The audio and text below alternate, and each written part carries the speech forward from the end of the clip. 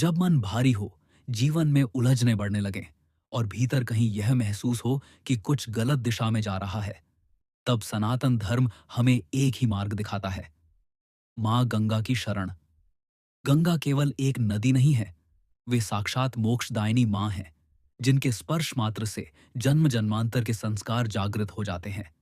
कहा जाता है कि गंगा के जल में नहाने से केवल शरीर का मैल नहीं उतरता, बल्कि मन पर जमी हुई नकारात्मकता, पाप और अशांति भी धीरे धीरे दूर होने लगती है।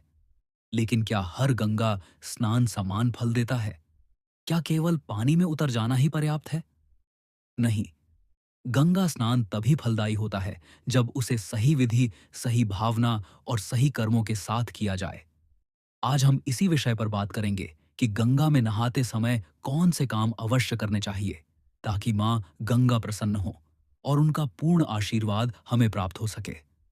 गंगा स्नान केवल शरीर को शुद्ध करने की क्रिया नहीं है, बल्कि यह मन, विचार और कर्मों की शुद्धि का एक अत्यंत पवित्र माध्यम माना गया है। सनातन धर्म में मां गंगा को साक्षात मोक्षदायिनी देवी कहा गया है। ऐसा माना जाता है कि जो व्यक्ति सच्चे मन और श्रद्धा से गंगा में स्नान करता है, उसके जन्म जन्मांतर के पाप भी धीरे धीरे नष्ट होने लगते हैं। लेकिन यह फल तभी प्राप्त होता है जब गंगा स्नान सही विधि और सही भावना से किया जाए। इसलिए यह जानना बहुत जरूरी है कि गंगा में नहाते समय कौन से कार्य अवश्य करने चाहिए, ताकि स्नान का पूर्ण पुण्य प्राप्त हो सके। गंगा स्नान के लिए घर से निकलते समय ही मन को शांत और पवित्र कर लेना चाहिए।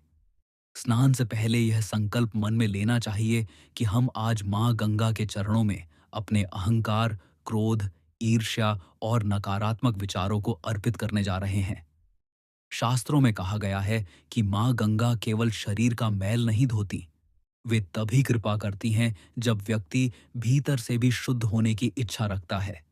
इसलिए गंगा तट पर पहुंचते ही सबसे पहले मां गंगा को नमन करना चाहिए और मन ही मन उनसे प्रार्थना करनी चाहिए कि वे हमें सद्बुद्धि प्रदान करें।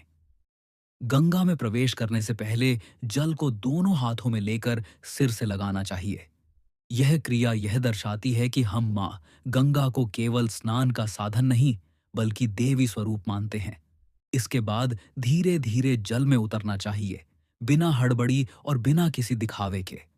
गंगा स्नान हमेशा शांत भाव से करना चाहिए, क्योंकि अशांत मन से किया गया स्नान अपना पूरा फल नहीं देता।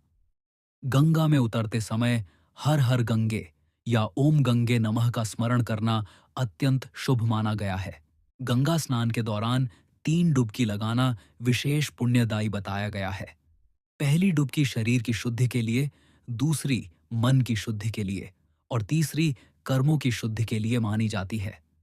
डुबकी लगाते समय मन में यह भावना होनी चाहिए कि हमारे जीवन की बुराइयां, गलत आदतें और नकारात्मक संस्कार मां गंगा अपने साथ बहा ले जा रही हैं।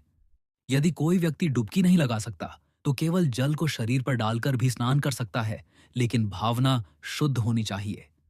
गंगा स्नान के समय मंत्र जप का बहुत बड़ा महत्व बताया गया है।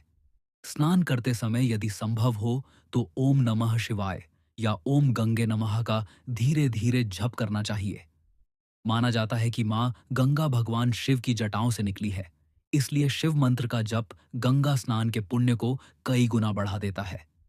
जिन लोगों को मंत्र याद न हो, वे केवल मन ही मन मां गंगा का स्मरण करें, वही पर्याप्त है। गंगा स्नान के बाद कुछ समय मौन रहना बहुत लाभकारी माना गया है। स्नान के तुरंत बाद व्यर्थ की बातें, हंसी मजाक या मोबाइल में व्यस्त हो जाना आध्यात्मिक प्रभाव को कम कर देता है। यदि संभव हो तो गंगा तट पर बैठकर कुछ देर ध्यान करना चाहिए और अपने जीवन की गलतियों पर विचार करना चाहिए। यही समय होता है जब मन सबसे अधिक शांत और ग्रहणशील होता है। गंगा स्नान के बाद दान अवश्य करना चाहिए। शास्त्रों में कहा गया है कि बिना दान के गंगा स्नान अधूरा माना जाता है। दान धन का ही नहीं, बल्कि अन्न, वस्त्र, फल या जरूरतमंद की सहायता के रूप में भी किया जा सकता है। विशेष रूप से विद्यार्थियों को किताब, कलम या शिक्षा से जुड़ी वस्तुएं दान करना बहुत शुभ माना गया है।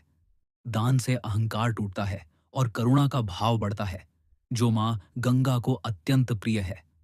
गंगा स्नान के बाद स्वच्छ वस्त्र पहनना चाहिए और शरीर व मन दोनों को पवित्र बनाए रखना चाहिए।